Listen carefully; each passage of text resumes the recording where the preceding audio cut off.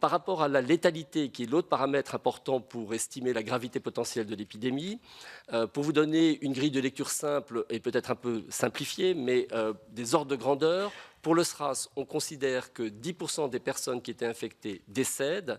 Avec ce coronavirus, l'estimation pour les formes cliniques est de 1%. Et pour la grippe saisonnière, je dirais qu'on est plutôt autour de 1 pour 1000. Néanmoins, c'est des ordres de grandeur qui peuvent vous être utiles, 10%, 1%, 1 pour 1000, pour avoir une appréciation. Ces chiffres peuvent être amenés à être révisés, notamment quand on aura une meilleure appréciation des formes réellement bénignes, voire asymptomatiques des infections, auquel cas ce taux de létalité pourrait encore être amené à diminuer un petit peu.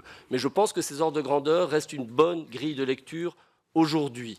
Quant aux personnes qui sont susceptibles de décéder, il y a, on le sait tous, et je l'ai déjà dit, les personnes âgées. Je ne vais pas vous donner un critère d'âge qui n'a pas beaucoup de sens, mais par exemple, sur la série publiée de 45 000 patients chinois, 80% des décès étaient chez des personnes de plus de 60 ans.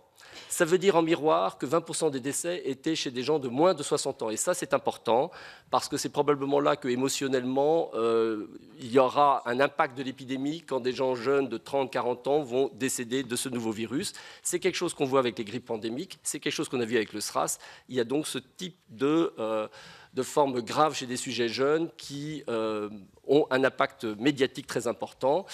Et je le rappelle, et je l'ai déjà dit, pour les enfants, pour l'instant, il y a des infections, ce sont des formes cliniques bénignes.